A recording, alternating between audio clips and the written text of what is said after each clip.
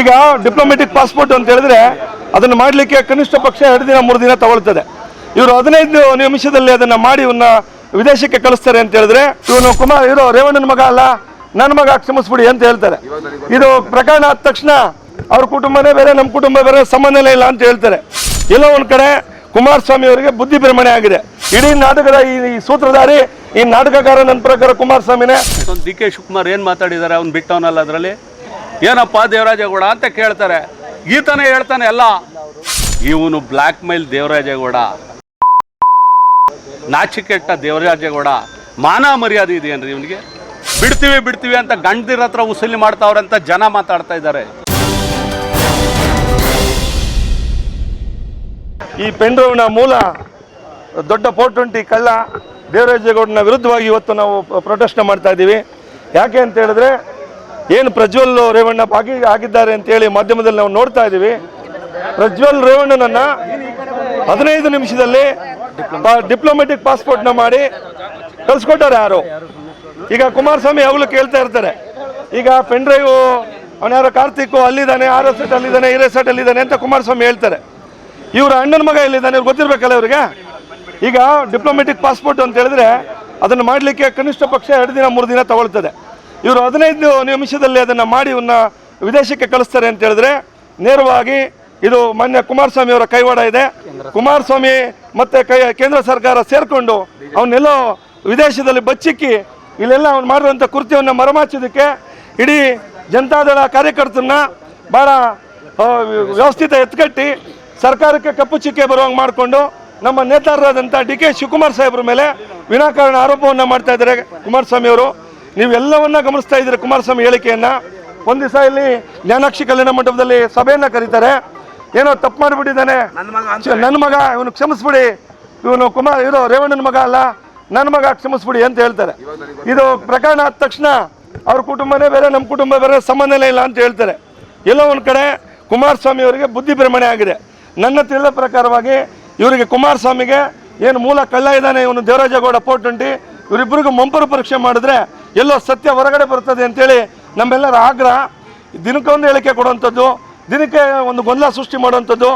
ಎಲ್ಲೋ ಒಂದು ಕಡೆ BJP ಕಾರ್ಯಕರ್ತರಿಗೂ ನಾನು ಹೇಳ್ತಾ ಇದ್ದೀನಿ, ಫಸ್ಟು ನಿಮಗೆ ಏನಾದರೂ ಯೋಗ್ಯತೆ ಇದ್ದರೆ, ನಿಮಗೆ ಮಾನವೀಯತೆ ಇದ್ದರೆ ಪ್ರಜ್ವಲ್ನ ಬಂಧಿಸಿ ಅಂತ ಹೇಳಿ ಫಸ್ಟ್ ಹೇಳಿ. ಆಮೇಲೆ ನಮ್ಮ ಹೆಣ್ಮಕ್ಳು ಮಾನ ಮರ್ಯಾದೆ 3 ಕಾಸಿಗೆ ಹರಾಜು ಆಗ್ತಾ ಇದೆ ನಮ್ಮ ಹಾಸನ ಹೆಣ್ಮಕ್ಳದು. ನಿಮ್ಗೆ ಯೋಗ್ಯತೆ ಇದ್ದರೆ, ಮಾನ ಮರ್ಯಾದೆ ಇದ್ದರೆ ಫಸ್ಟ್ ಹೆಣ್ಮಕ್ಳಿಗೆ ನ್ಯಾಯ ಕೊಡಿಸಿ. ಫಸ್ಟ್ ಪ್ರಜ್ವಲ್ನನ್ನು ಬಂಧಿಸೋದಕ್ಕೆ ನೀವು ಹೋರಾಟ ಮಾಡಿರಿ, ನಾವು ಕೂಡ ಬೆಂಬಲ ಕೊಡ್ತೀವಿ. ಅದು ಬಿಟ್ಬಿಟ್ಟು ದಿನಕ್ಕೊಂದು ಗೋಸಂಬೆ ಮುಖ ಹಾಕ್ಕೊಂಡು ಕುಮಾರಸ್ವಾಮಿ SIT ಅವ್ರ ಮೇಲೆ ಹೇಳೋದು, ನಮ್ಮ ಜಿಲ್ಲಾಧಿಕಾರಿ ಮೇಲೆ ಹೇಳೋದು, ನಮ್ಮ SP ಮೇಲೆ ಹೇಳೋದು. ಹೆಣ್ಮಕ್ಳು ಅವರು ದಕ್ಷತೆಯಿಂದ ಕೆಲಸ ಮಾಡ್ತಾ ಇದ್ದಾರೆ.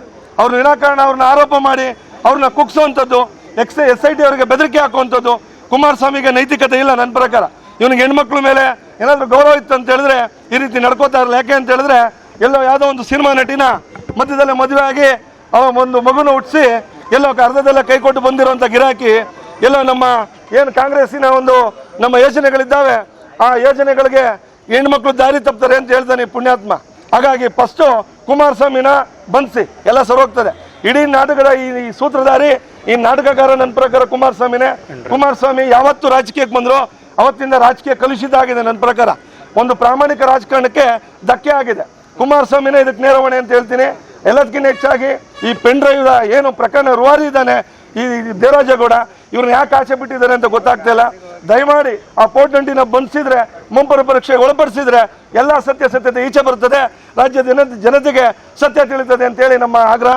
ಎಲ್ಲೋ ಒಂದು ಕಡೆ ಡಿ ಕೆ ಶಿವಕುಮಾರ್ ಸಾಹೇಬರು ಹಗಲಿರುಳು ಹೋರಾಟವನ್ನು ಮಾಡ್ತಾ ಇದ್ದಾರೆ. ಈ ರಾಜ್ಯದ ಜನತೆಗಾಗಿ, ನಮ್ಮ ಪಕ್ಷಕ್ಕಾಗಿ ಹೋರಾಟ ಮಾಡ್ತಾ ಇದ್ದಾರೆ.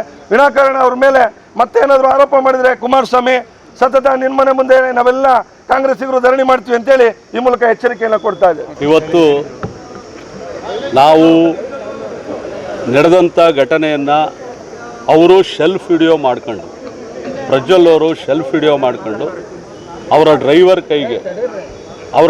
ಕೈಗೆ ಆ ವಿಡಿಯೋನ ಸಿಕ್ಕಿಸಿ, ಅವ್ರ ಮೊಬೈಲ್ನಿಂದ ಏನಿದೆ ಅದನ್ನು ಸಿಕ್ಕಿಸಿ ಡ್ರೈವರು ನೇರವಾಗಿ ನಾನೇ ಕದ್ದಿದ್ದೀನಿ ಅಂತ ಹೇಳ್ತಾ ಇದ್ದಾನೆ.